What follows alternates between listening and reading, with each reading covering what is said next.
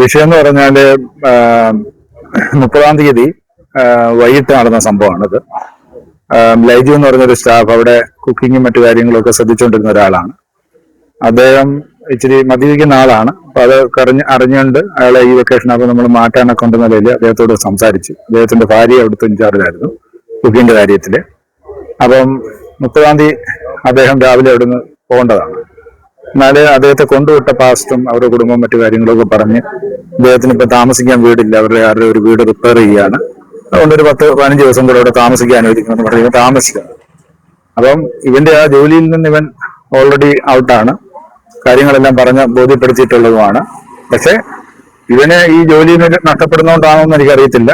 അവന് ഈ പിള്ളേരെ വിളിച്ച് ഒരു കുട്ടിയെ വിളിച്ചുകൊണ്ട് പോയിട്ട് അവന്റെ 500 രൂപ കാണാതെ പോയെന്നും പറഞ്ഞ് അവരെ ചോദ്യം ചെയ്യുകയും വിരട്ടാൻ വേണ്ടി കാലെ കെട്ടി എന്നാ പറയുന്നത്. അപ്പം വൈകിട്ട് 6:45 ഈ കാര്യം സംഭവിച്ചെങ്കിലും പിള്ളേർ ഇതൊന്നും റിപ്പോർട്ട് ചെയ്തില്ല. അവിടുത്തെ സ്റ്റാഫിനോടോ എന്നോടോ ഒന്നും റിപ്പോർട്ട് ചെയ്തിട്ടില്ല. അങ്ങനെ ഒരു വലിയ വിഷയമായിട്ട് അവിടെ സംഭവിക്കുകയോ പിള്ളേരെ കരച്ചിൽ കേൾക്കുകയോ ഒന്നും ചെയ്തില്ല. കൂടെയുള്ള പിള്ളേരോട് ചോദിച്ചു കഴിഞ്ഞപ്പോൾ ഈ ഇവരെ അറിഞ്ഞിട്ട് ചോദിച്ചു കഴിഞ്ഞപ്പോഴത്തേക്ക് ഇങ്ങനെ വിരട്ടിയെന്നാണ് ആ പിള്ളേർ പറയുന്നത്. അപ്പം അത് കഴിഞ്ഞ് അന്ന് വൈകിട്ട് കുട്ടികളെ അവധിക്ക് വീട്ടിൽ കൊണ്ടുപോകാൻ വേണ്ടി അപ്പൻ വന്നു. ഈ സംഭവം കഴിഞ്ഞ് പിള്ളേർ ഫുഡൊക്കെ കഴിച്ച് വൈകിട്ടത്തെ ഫുഡ് 7 മണിക്ക് കഴിച്ച് കഴിഞ്ഞിട്ട് 7 മണി കഴിഞ്ഞപ്പോഴേ അപ്പം വന്നു. അപ്പൻ്റെ കൂടെ പോയി. അവിടെ ഇരുന്ന സ്റ്റാഫൊന്നും ഈ കാര്യങ്ങൾ ഇങ്ങനെ ജഡപരമായിട്ടുള്ള കാര്യങ്ങളൊന്നും അറിഞ്ഞിട്ടില്ല. അപ്പൊ അത് കഴിഞ്ഞാണ് ഈ വിവരം ഇങ്ങനെ കേസായെന്ന് പറഞ്ഞ് ഞാൻ വിളിച്ചപ്പോൾ ഇന്നപോലൊക്കെ സംഭവിച്ചു എന്ന് പറഞ്ഞു.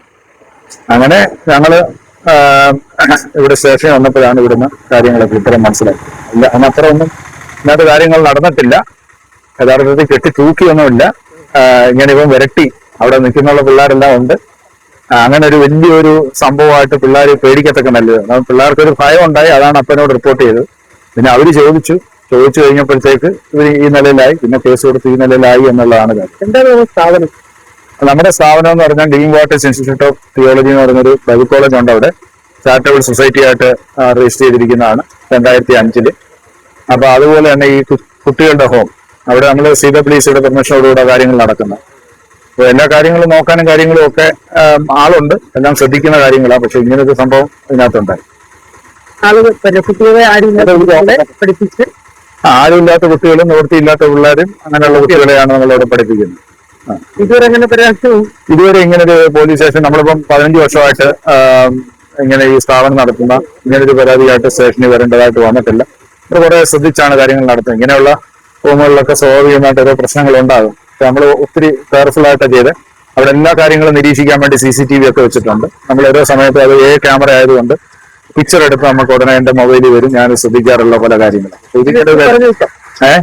വീട്ടിൽ അമ്മയെ പറഞ്ഞു വിട്ടതാ. പിന്നെ ഈ പുള്ളി ചോദിച്ച് താമസിച്ചോട്ടെ എന്ന് പറഞ്ഞ് വീട് റിപ്പയർ ചെയ്യുന്ന ഒരു മാനുഷിക പരിഗണനയിൽ നമ്മൾ അവിടെ നിർത്തിയതാണ്.